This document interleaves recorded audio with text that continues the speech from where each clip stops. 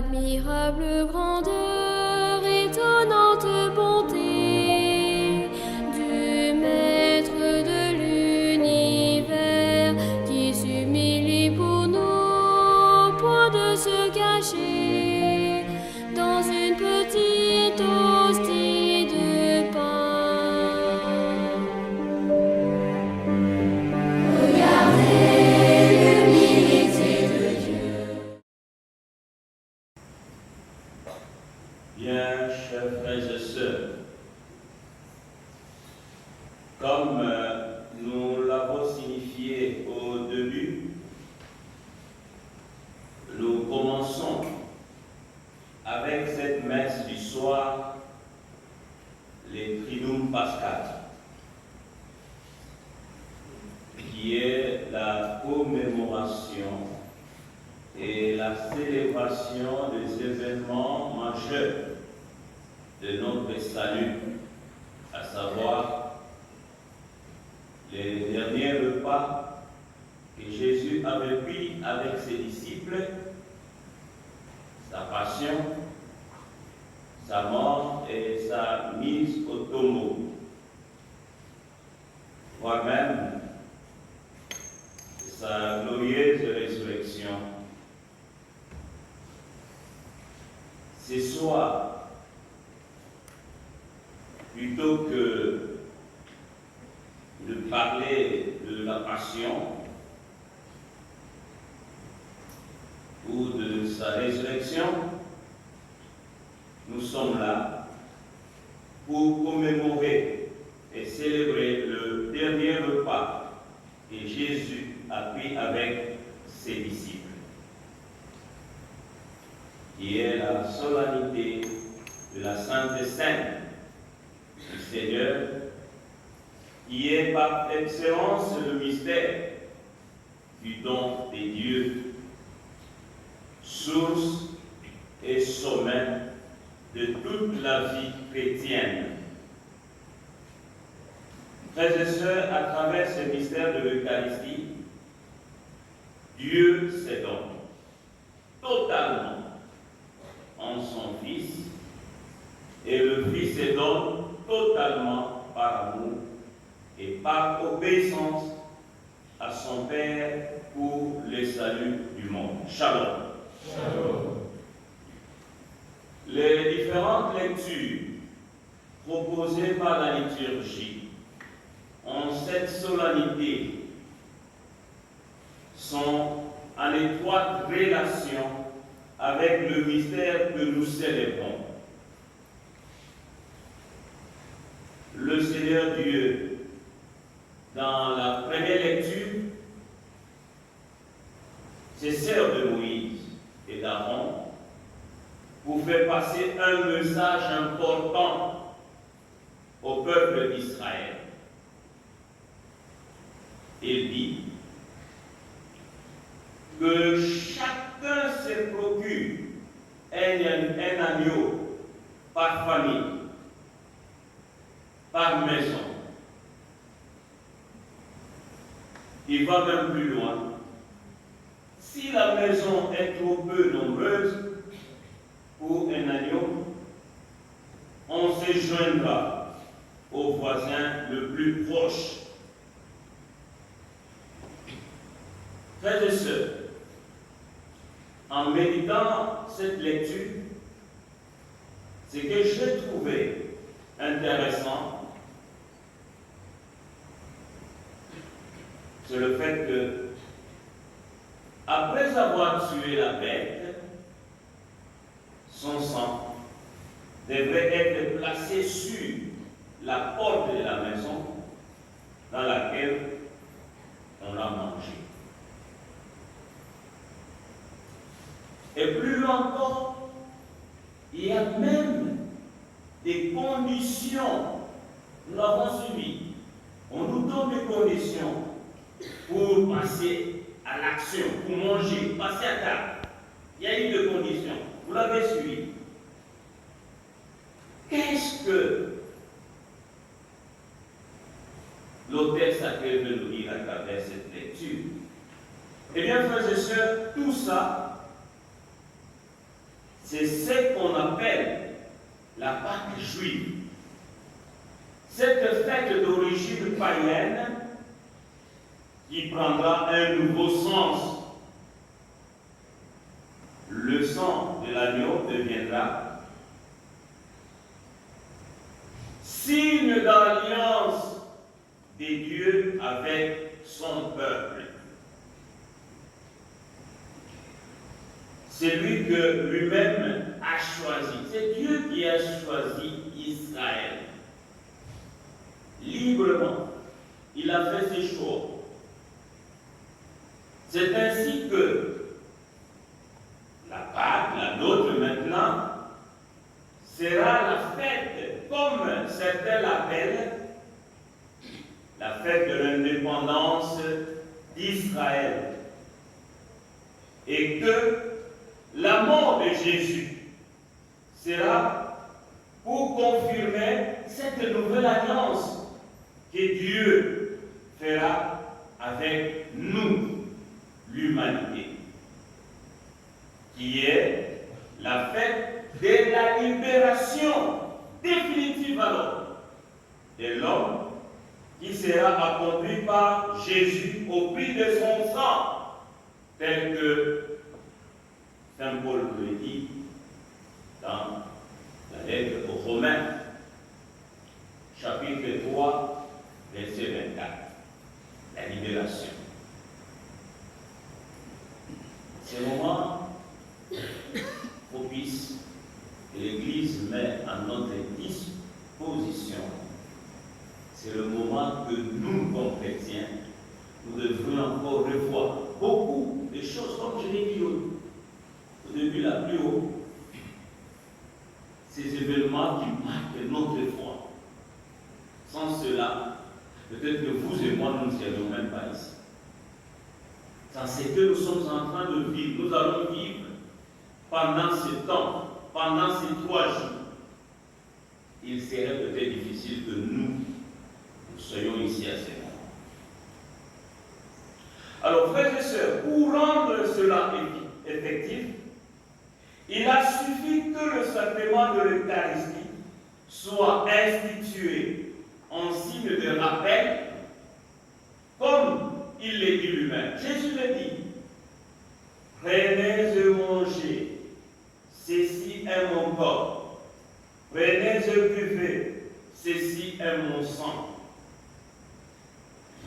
Frères et sœurs, notre Seigneur Jésus-Christ nous donne son corps.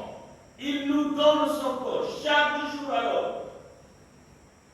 Et son sang en nourriture.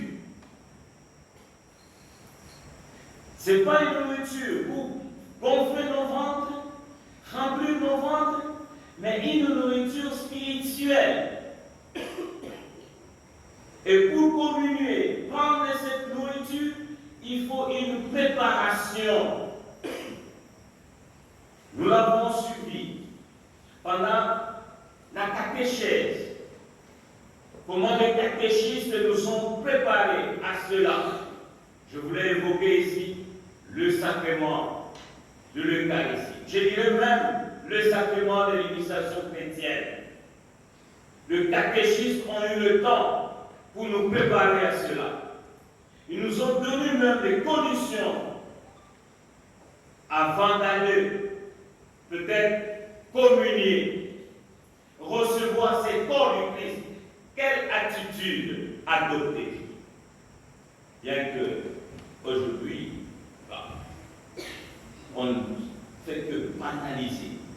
Chacun se présente devant ici, bon, à sa façon, pour prendre ses corps, pour communier à ses corps. Bien qu'aujourd'hui, il y a même ceux qui posent la question, prêts de savoir, mais pourquoi vous là, prêtres, vous êtes vraiment égoïstes, vous communiez au corps et au sang, tandis que nous, le peuple de Dieu, les chrétiens, on se limite seulement au corps. Bon, voilà. Pour ne pas faire beaucoup de littérature, est-ce que vous avez déjà mangé la chair sans sang? Quand nous prenons peut-être un morceau de là-bas, je crois qu'il y a tout le monde, même le sang à l'intérieur. Et si vous devez peut-être, je peux aussi évoquer des motifs un peu, je dirais, commercial ou économique ou quoi. Moi, je vais vous téléphoner ici.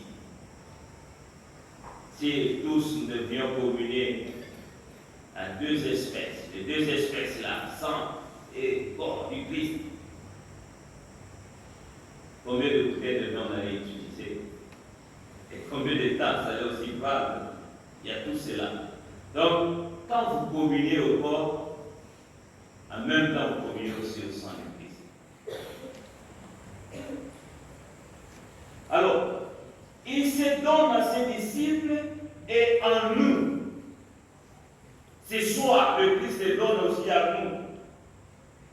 C'est pourquoi le chrétien, nous chrétiens, nous sommes appelés à participer régulièrement à la messe, même si aujourd'hui nous trouvons beaucoup d'excuses pour participer à la messe,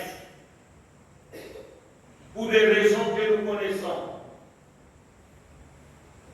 Peut-être une marche de santé, peut-être un rendez-vous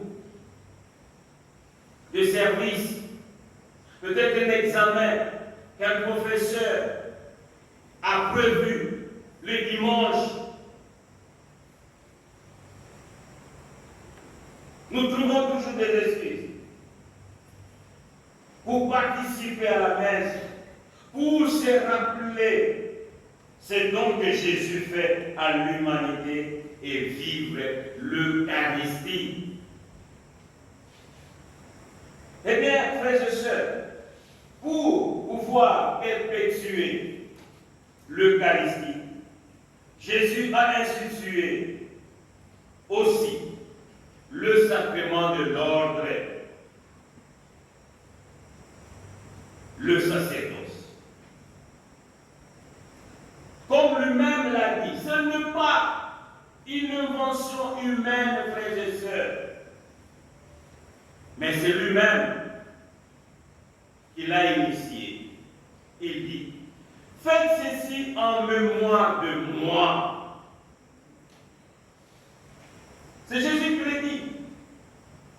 Jésus a fait donc de ses 12 disciples le canal par lequel l'Eucharistie devrait se réaliser. On dit souvent, il n'y a pas d'Eucharistie sans le prêtre et il n'y a pas de prêtre sans Eucharistie. Donc, pour qu'il y ait Eucharistie, il faut un prêtre. Nous qui sommes là, chaque jour, à part demain, le vendredi, il n'y a pas messe, nous devons célébrer chaque jour de notre vie. À part demain, parce que demain, il n'y a pas messe. Nous allons consacrer les hosties aujourd'hui que nous allons consommer demain. Voilà c'est une noble mission que nombreux ont aujourd'hui. Le sacerdoce. Les sacrements de l'ordre. Une noble mission que nous avons aujourd'hui. Une mission que les prêtres ont reçue de Jésus. Ce n'est pas de nous-mêmes. Je ne me suis pas fait prêtre, les frères et sœurs. Non. Je l'ai reçu de Jésus. Gare à vous alors. Vous allez dormir le soir, le matin tu te réveilles avec une Bible, disant que bon voilà, je suis devenu prêtre, archevêque, archibishop, prêtre, et c'est quoi, archiprêtre. Non, nous avons reçu cette noble mission de par quelqu'un. Alors, frères et sœurs, cette mission consiste à rendre présent et être proche et de toutes les femmes de ce monde à travers ces morceaux de pain et le vin.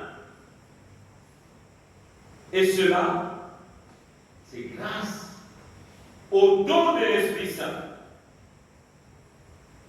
Grâce au don de l'Esprit Saint. C'est l'Esprit Saint qui accueille, qui prend les paroles que le prêtre prononce pendant l'offertoire consécratoire pour le faire élever vers le Père. Et cela se passe à travers les mains du prêtre. Le prêtre le touche avec ses mains, le main qu'il a reçu l'onction le jour de son ordination sacerdotale. Et a droit à le faire, ce n'est que le ministre ordonné, pas n'importe qui. Je peux prendre n'importe qui ici, il peut lire le missel là. Il peut lire très bien, correctement encore, le missel que vous voyez là-bas. Mais quand il s'agit de consacrer et le pain et le vin, cette mission est confiée seulement au ministre ordonné. Il est vrai, de par notre baptême, ça vous le savez, de par notre baptême, les chrétiens est aussi prêtres. Mais ça, c'est ce que nous appelons le sacerdoce commun. De par notre baptême, tous. Nous participons à ces sacerdoces communs. Mais il y a ceux qui poursuivent, que nous appelons les sacerdoces ministériels, que ceux qui sont là, bon, peut-être pas Daniel, bon, voilà, Daniel est l'autre qui est derrière moi ici, Gédéon. Nos frères qui sont là, le sacerdoce ministériel, qui passe par l'ordination. C'est pourquoi, frères et sœurs, aujourd'hui, oui, c'est vrai, nous avons depuis le matin, on n'a fait que recevoir de messages, de félicitations. C'est votre jour, c'est votre fête. Peut-être qu'il y a ceux qui sont encore surpris. Pourquoi ils parlent toujours de... Non, c'est notre fête. Si vous ne le savez pas, c'est notre fête. Il y a quelqu'un qui disait, un prêtre qui disait à son ami prêtre, c'est le jour de notre raison d'être. C'est le jour sans lequel nous ne serions pas là.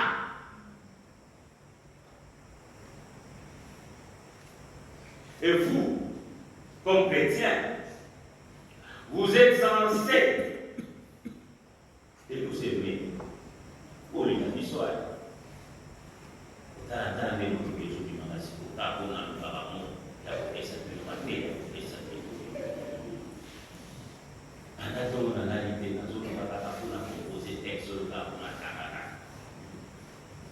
Vous nous aimez. Aimez le Père. Priez pour eux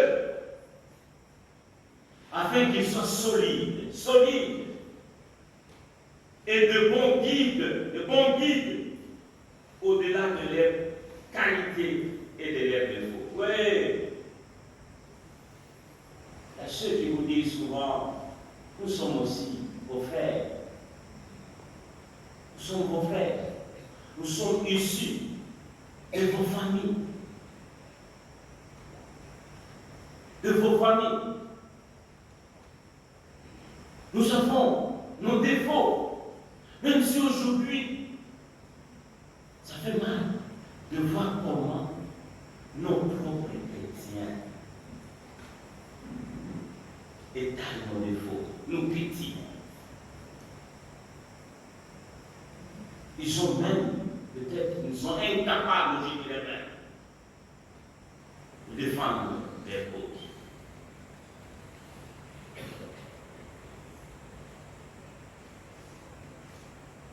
Une fois, j'étais en train de célébrer une messe de mariage, je dis, bon, le foyer aujourd'hui, moi, je considère ça comme les racines de notre société. Les racines de notre société. On peut beau se lamenter, se plaindre, bon voilà, ce ministre-là, il fait la honte. Ce député-là, il fait la honte. Celui-là, il fait la honte. Ce prêtre-là, non, ça ne va pas. Mais, il est né d'une famille. Quel a été le sort de son éducation de base? Parce que la famille, c'est le socle. C'est la fondation. Pour que quelqu'un puisse vous représenter valablement, votre fils vous représente valablement dans une institution quelconque, il faudrait aussi tenir compte de là d'où il vient. La famille. Et de fois, on jette seulement des pierres. Oh, c'est prêtre là. Il est issu d'une famille. Et une famille chrétienne, je suppose. Donc, il a reçu des valeurs morales qu'il faut. Frères et sœurs, au-delà de tout, aimons le Père. Priez pour le Père, pour vos pères. Ils font d'énormes sacrifices chaque jour. Il y a des endroits où ils n'arrivent pas. Il n'y a pas de, on ne connaît même pas de Père. Ils n'arrivent même pas. Et les gens souffrent. J'étais avec un évêque il y a 2 semaines. Il me disait qu'il est allé quelque part. Plus de 22 ans. Pas de sacrement. Allez-y comprendre. Pas de sacrement. Pourquoi pas ça? Il n'y a pas. Aimons nos pères. Et même si vous arrivez à connaître un problème avec un père, pensez que il y a des milliers de pères qui vivent fidèlement les engagements. Frères et sœurs, Saint Jean, dans la part de l'évangile que nous venons de suivre, est différent des autres évangélistes, ceux que nous appelons les synoptiques. Il est différent. À la place de Matthieu, à la place de Luc, à la place de Marc, Saint Jean utilise autre chose. Parce que le droit là parlerait facilement de l'institution de l'Eucharistie et du sacerdoce. Mais Saint Jean nous amène un autre témoignage. Nous l'avons su. Il évoque le lavement de pieds. En ce jour où on parlerait facilement de ces sacrements, corps et sang du Christ, on parlerait abondamment de ces sacrements, ou bien du sacerdoce. L'évangile vient nous parler autre chose, le lavement des pieds. Un exemple concret. Il serait difficile pour nous, frères et sœurs, de communier chaque jour au corps et au sang du Christ. Et quand nous sortons de cette église, chapelle, nous allons dans notre coin, c'est fini, c'est autre chose. On se demande si c'est le même chrétien, la même chrétienne ou quelqu'un d'autre. Un comportement tout à fait autre. C'est pourquoi je dis, c'est un exemple concret que Saint Jean a en train d'utiliser. Il prend un exemple concret. Un exemple qui a trait au service, à l'amour et au pardon. Dans le lavement de pieds, il y a cela. Le service, l'amour et le pardon. Mais ce qui est étonnant, c'est quoi? Un Dieu, Jésus, statut, de son rang, qui s'abaisse pour poser ce geste de lavement de pied de ses disciples. Il s'appelle jusqu'à ce niveau-là pour laver les pieds de ses disciples. Qui pourrait faire ça aujourd'hui? Un patron qui rentre du travail, qui se met à laver les pieds de ses ouvriers. Je ne pense pas.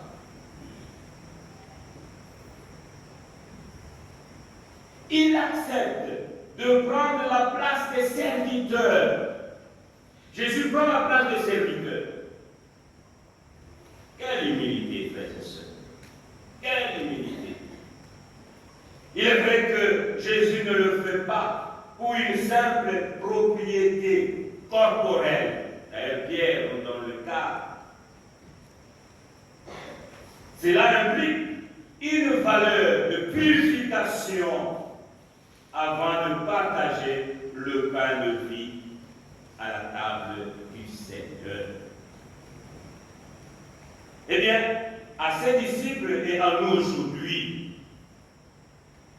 Jésus nous demande de faire de même et de nous aimer les uns les autres. Point.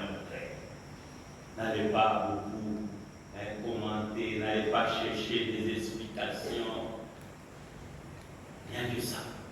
Nous aimer les uns les autres. D'ailleurs, je pense que même nos frères, ils ont préparé le chant à nous pour accompagner ces gestes de lavement de pied.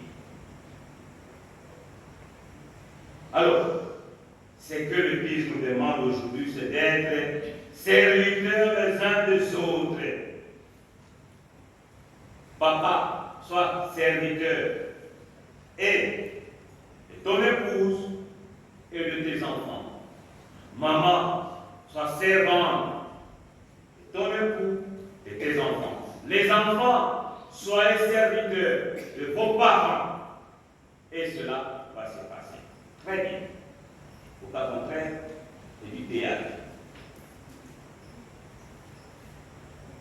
À chaque fois que nous célébrons la Sainte Seine, le prêtre se fait humble pour faire le même geste que notre Seigneur Jésus-Christ. C'est lui de laver le pied, non pas de disciples, mais de chrétiens préparés. Je pense que c'est le cas aussi aujourd'hui. Nous ne devons pas négliger ces gestes de lavement de pieds, frères et sœurs. Considérons cela comme si c'est Jésus lui-même qui le faisait. Surtout que, je venais de le dire, plus haut que c'est lui qui a institué ces sacrements et que le prêtre serait le canal par lequel Jésus fait passer sa grâce à qui le désire. Bien-aimés dans le Seigneur, contemplons Jésus notre Sauveur et laissons son regard d'amour se poser sur nous. C'est le regard de Jésus qui devrait se poser sur nous. Puisse, je vais finir, notre vie donnée par amour soit la manifestation de cet acte de foi en Jésus, Fils de Dieu, venu nous sauver et nous réconcilier avec Dieu et aussi les uns avec les autres. Chers frères et sœurs, c'est cet acte de foi que nous allons affirmer pendant ces triduum pascal. Nous avons été invités, ce soir, nous sommes alors invités à lui tenir compagnie. Si vous avez quitté vos maisons, vous avez abandonné peut-être des rendez-vous que vous pouvez avoir, vous trouvez quelque chose, c'est pour tenir notre Seigneur compagnie. Vous êtes venus tenir compagnie à notre Seigneur Jésus. Eh bien, mon frère, ma soeur, adore ce jeudi saint, Jésus-Christ, dans ton cœur. Faites ça, cette adoration, voulais-je dire, en esprit et en vérité. Nous allons l'adorer en esprit et en vérité. Demain, vendredi saint, nous suivrons le Christ dans son portement de croix.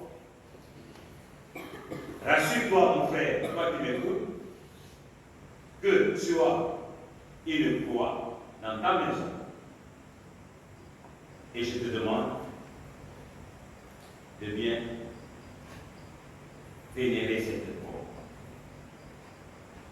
Toi qui m'écoutes, mon frère, ma soeur, fais le samedi saint un jour de deuil à la manière des Quinoises et des Quinois, ou tout court à la manière des Congolais, en demandant alors à Jésus de ressusciter dans le monde. Ces deux-là, c'est en fonction de ça. De demander à Jésus de ressusciter dans le monde en mettant fin, je suis sérieux, en mettant fin à tout ce qui ne marche pas dans ta vie. Tout ce qui ne marche pas dans ta famille, au lieu de travail, à l'école, dans ton pays, au monde, dans ton cœur. Nous oublions souvent ça, parce que nous avons toujours tendance à parler de l'autre.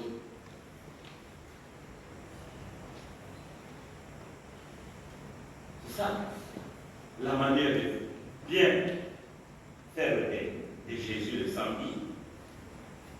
Et moi, Albert, je suis sûr que, même convaincu que, tu te réveilleras les dimanches de Pâques avec une bonne nouvelle d'expérience de la résurrection dans ta vie. Amen.